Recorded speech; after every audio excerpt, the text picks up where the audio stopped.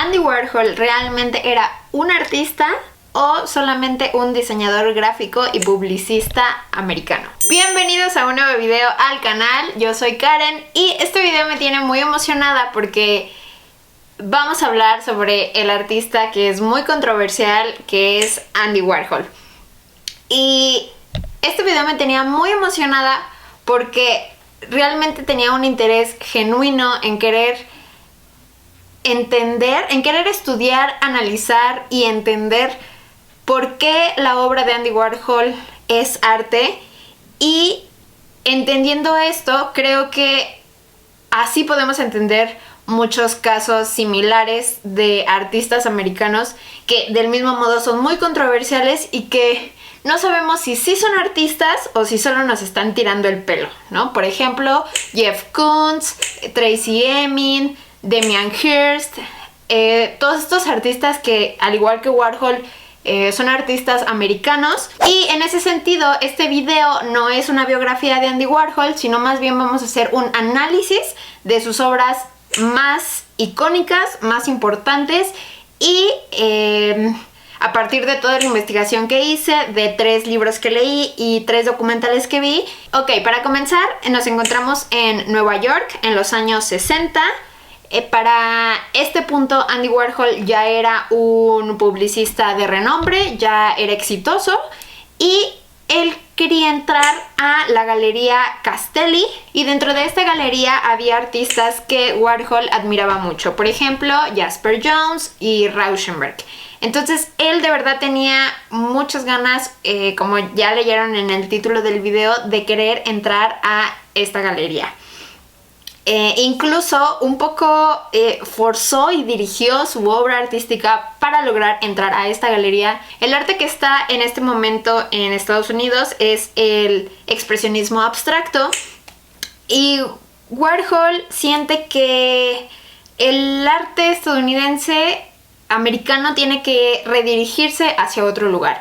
Y en esta búsqueda de intentar entrar a esta galería se da cuenta que hay otros artistas que están haciendo esa misma búsqueda y que están llegando a los lugares similares.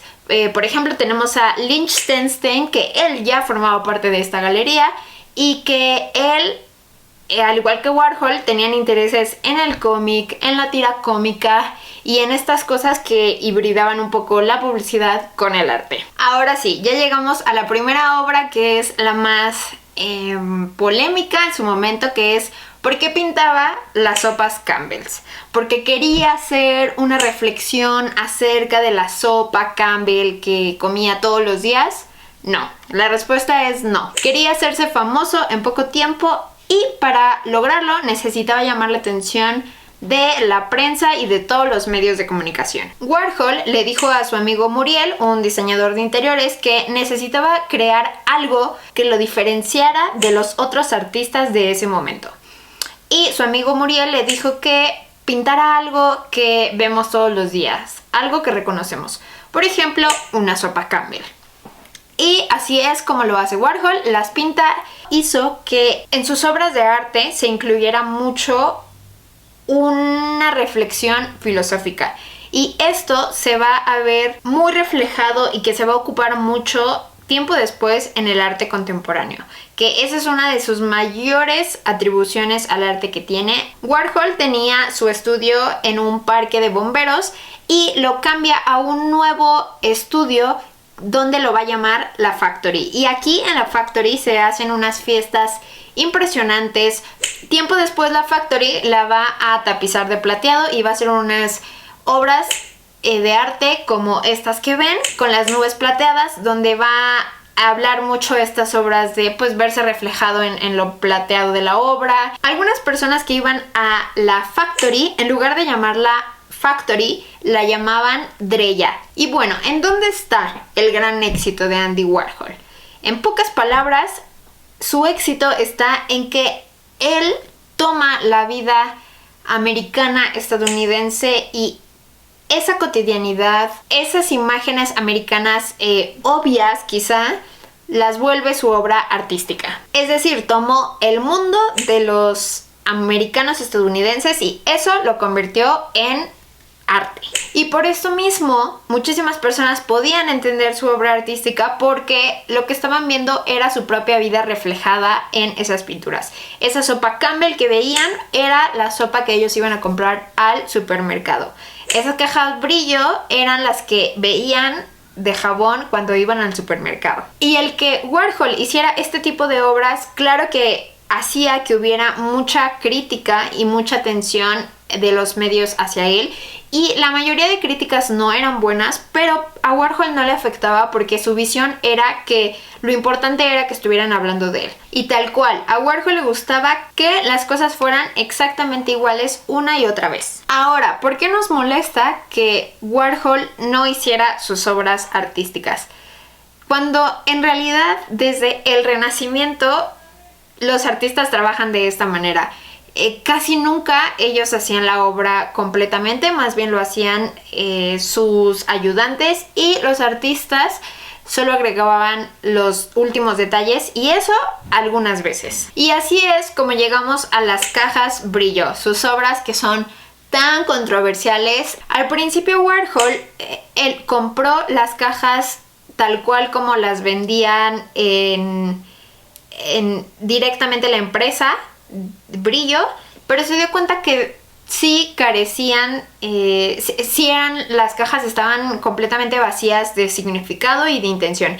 Entonces lo que hizo fue empezar a pintarlas manualmente con artesanos. Incluso hubo un artista, Mike Bitlow, que hizo una apropiación de una caja brillo. Así es, él hizo una obra con una caja brillo y le puso no Andy Warhol. Warhol será muchas cosas, pero lo que sí es indiscutible que hizo fue que a nadie más se le había ocurrido hacer arte con cajas de supermercado, ni con latas, ni con objetos del consumo cotidiano. Y eso, el generar ese tipo de ideas, es un punto muy a favor de por qué es válida la obra de Andy Warhol. Aunque no necesariamente él haya tenido estas ideas, porque como ya lo mencionábamos, en realidad muchos artistas, muchos más de los que creemos, no crean ellos, o no siempre es a ellos a quien se les ocurre las grandes ideas que después ellos van a trabajar en su obra artística. Y del mismo modo, el historiador de arte Wolfling decía que no todo es posible en las mismas épocas. Porque sí, así es, la historia del arte